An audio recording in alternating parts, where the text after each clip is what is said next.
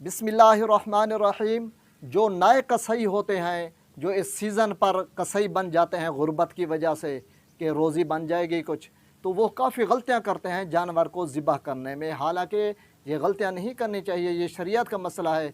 अगर ज़्यादा फाहश गलती हो जाए तो जानवर हराम हो जाता है। तो इसलिए बेहतर ये है कि इंसान ख़ुद अपने हाथ से कुर्बानी करे।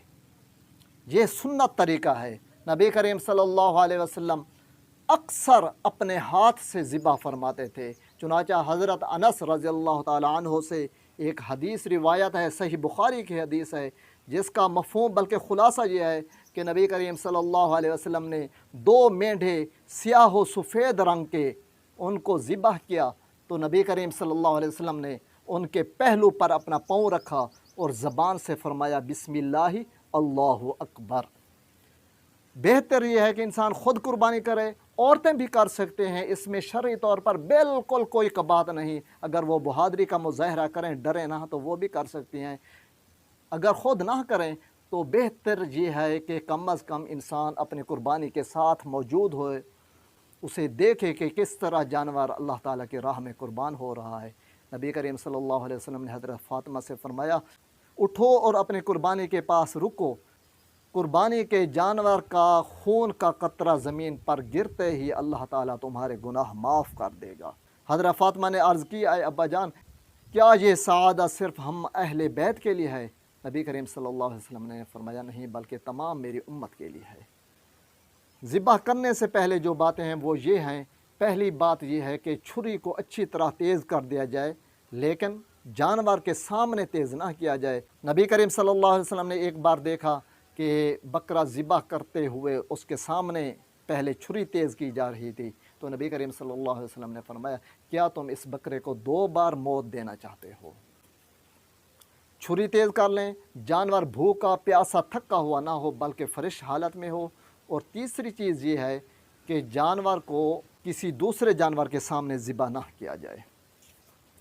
ज़िबह करने की 3 शराइत हैं। पहली शर्त यह है कि ज़िबह करने वाला मुसलमान हो। दूसरी शर्त यह है कि बिस्मिल्लाहि अल्लाहु अकबर यह पढ़कर ज़िबह किया जाए। तीसरी शर्त यह है 4 रगें काटी जाएं, इनमें से 3 भी कट जाएं फिर भी जानवर हलाल है। अगर 2 कटें तो फिर जानवर नापाक हो जाता है, हराम हो जाता है। कुर्बानी का जानवर चाहे बड़ा हो या छोटा हो, इसी तरह उसे लिटा लें और यह कदम यहाँ रख लें। इस तरह छोटे जानवर पर इस तरह टेक लगा लें, खड़े होकर ज़िबह करना है। मैं वैसे समझाने के लिए बैठकर बता रहा हूँ। यह 4 रगें इधर होती हैं। एक रग जो है वो है ग़िज़ा वाली। आप देखेंगे कि जानवर जब कोई चीज़ निगलता है तो यहाँ से उसके जाती हुए महसूस होती है। ये ग़िज़ा वाली रग है, एक ये काटनी है। दूसरी सांस वाली नाली होती है जो पैप नुमा होती है, दूसरा उसे ज़िबह करना है। तीसरा इधर इन दोनों रगों के दाएं बाएं कानों के सामने खून की रगें होती हैं। ये 2 रगें होती हैं, 2 वो, यानी एक ग़िज़ा वाली, एक सांस वाली और 2 खून वाली। ये 4 काटनी होती हैं। अब काटने का तरीका ये है, यहाँ एक उभार आपको महसूस होगा, हलक। बेहतर है इसके बिल्कुल करीब, यानी हलक के थोड़ा सा पीछे या हलक के ऊपर भी, यहाँ पर आप छुरी रखेंगे और यह कहते हुए बिस्मिल्लाहि अल्लाहु अकबर आपने ज़िबह कर देना है। ये 4 रगें काटनी हैं और आगे नहीं जाना। बाज़ कसाई ये गलती करते हैं कि हराम मगज़ जो सफ़ेद होती है लकीर वहाँ तक चले जाते हैं।